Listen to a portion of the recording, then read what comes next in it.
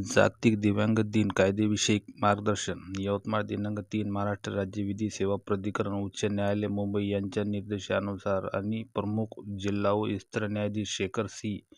मुनघाटे यांच्या मार्गदर्शनाखाली जिल्हा विधी सेवा प्राधिकरण, जिल्हा दिव्यांग सक्षमीकरण कार्यालय व नवजीवन गतिमान विद्यालय यांच्या संयुक्त विद्यमाने 3 डिसेंबर दिव्यांग दिन निमित्त नवजीवन गतिमान विद्यालय यवतमाळ येथे कायदेविषयक शिबिराचे आयोजन करण्यात आले.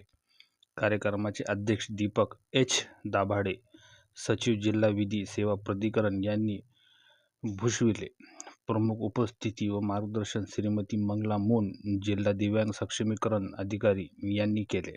तसेच श्री मुपारी मल्ले, केशरवार सुजित श्रीकांत राठोड आणि शेख रफिक इब्राहिम, अध्यक्ष नवजीवन गतिमान विद्यालय हे मान्यवरही उपस्थित होते. कार्यक्रमातील प्रमुख मार्गदर्शन व्यक्ती श्रीमती मंगला मून यांनी समाजात जसे इतर व्यक्तीकडे पाहिले जाते तसेच सामान्य मतिमंद मुलाकडे पाहिले पाहिजे असे वर्जावून सांगितले. गतिमान बालकांसाठी शासनाकडून उपलब्ध विधी सुविधांची माहिती देत त्यांनी दिव्यांग अधिनियम 2016 मधील महत्त्वपूर्ण तरतुदी स्पष्ट केल्या. तसेच शाळांमध्ये दिव्यांग मुलांना चांगला स्पर्श, वाईट स्पर्श तसेच पोक्सो कायदा विषयी धडे देऊन त्यांना जागरूक करणे ही शिक्षकाची जबाबदारी असल्याचे त्यांनी नमूद केले.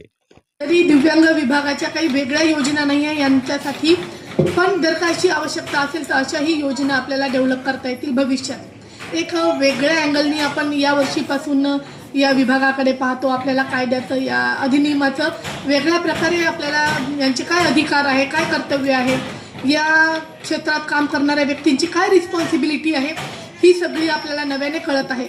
या सगळ्याचा अभ्यास सगळ्या कर्मचाऱ्यांनी, संस्थांनी आणि या क्षेत्रात कार्य करणाऱ्या सगळ्या लोकांनी याचा अभ्यास करावा आणि या लोकांचं जीवन कसं सुकर होईल याकडे विशेषतेने लक्ष द्यावे, जेणेकरून भविष्यात अपंगांकडे एक कमकुवत म्हणून नाही आणि तुमच्या संस्थाकडे एक सांभाळणारी युनिट म्हणून न पाहता एक डेव्हलप करून योग्य प्रवाहात या मुलांना नेण्यासाठी तुम्ही एक मीडिया होऊ शकता, एक जरिया होऊ शकता.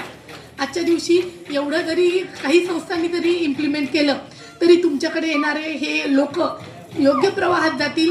याच्याकडे जर का तुम्ही लक्ष दिलं तर निश्चितच तुम्हाला मुलं शोधण्यापेक्षा लोक तुम्हाला शोधत आले पाहिजे की नाही या संस्थेमध्ये अशा प्रकारचे डेव्हलपमेंट करून आमच्या मुलांना मूळ प्रवाहात सोडल्या जात आहे. आमचे मुलं हा इगो किंवा हा जो त्यांच्यात कमकुवतपणा आहे हा इथून गळून जात आहे आणि ते लिलया प्रकारे किंवा सहज प्रकारे सामान्य लोकांमध्ये वावरू शकत आहेत. तर एवढे बोलून मी माझे 2 शब्द प्रास्ताविक